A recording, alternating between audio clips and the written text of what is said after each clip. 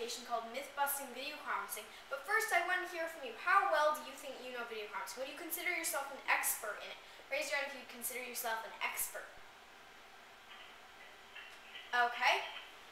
Raise your hand if you would consider yourself, maybe you can do the basic things. You could connect to a far site and you can disconnect, but other than that, you can't do really much. Okay, I see some raised hands, and raise your hand if you know nothing about it at all.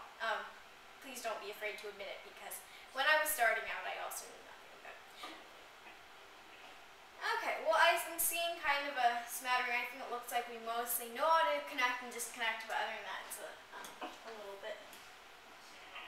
And I probably should have given a thing between that. So Myth-Busting Video Conferencing, it was inspired a little bit by these guys on Discovery Channel's Mythbusters, which I watch semi-frequently. It's a really cool show, and I thought that if I could apply that kind of thinking to video conferencing, because I find that teachers sometimes have a lot of myths about it. So myth number 1, video conferencing is for stiff suit and tie business people, and it has no relevance to a classroom full of shirt and jeans wearing kids. So maybe video conferencing, when you hear it, you might think about, people going to work and video conferencing with people they're interviewing and talking about this and that. But I think that one is busted, because video conferencing has many classroom applications. So some of those include collaboration, presentation, creation, research, and motivation. So video conferencing allows kids to do all this. So when you are able to connect with the far site, for example, and you get that presentation and collaborate on a piece of work, that's creation. Research, maybe if classroom kids are going to be giving a presentation, they have to do research beforehand about it. They're creating that. They might collaborate with another site. So there are lots of different ways that you can get classroom interaction in there. Myth number 2. Video conferencing is too high-tech and too complicated.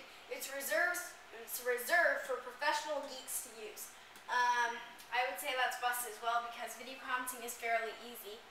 All you have to do is turn on unit, call recipient, after conference is finished, disconnect. Pretty easy.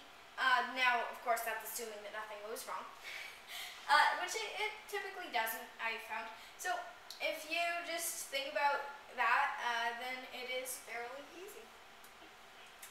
Myth number 3. A video conferencing unit is just another piece of fancy equipment that doesn't do anything.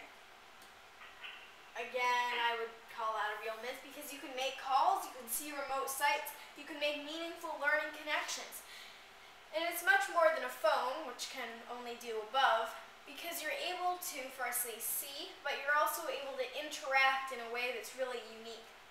So you're able to show different things. So for instance, I'm able to use an active board, present, show video, show text, many different options for how you want to share your content. So that's one of my favorite parts about it. Myth number 4. Video conferencing is not easily available. It's hard to access. Well, it's pretty easy to access, actually. Raise your hand if you have access to video conferencing. Right, we're seeing lots of raised hands. It's what I'm doing with you right now, and it's raise your hand if you have it in your classroom, like if you're able to have it. Okay, and I see many raised hands as well. Great, so video conferencing, you have access to it, and it's fairly easy to find the materials and different content providers from CILC.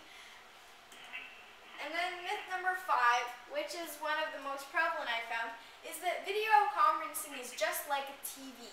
Do we really need another TV in the classroom?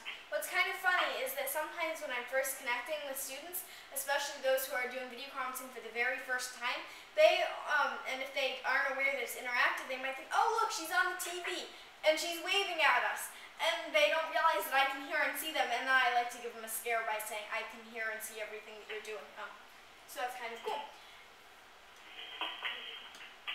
So it has live two-way interaction. The far site says one thing, and I respond to that. You can conduct a conversation over it. Students who raise their hands can be called on to respond. And can you do that over TV?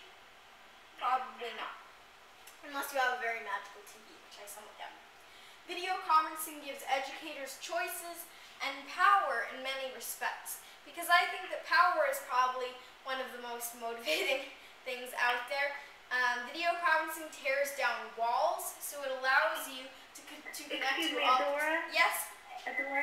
I'm really sorry, but we've got our next activity scheduled. Oh. You have been wonderful. I am sorry. I completely forgot about time. Have I been that long? I'm so sorry about that.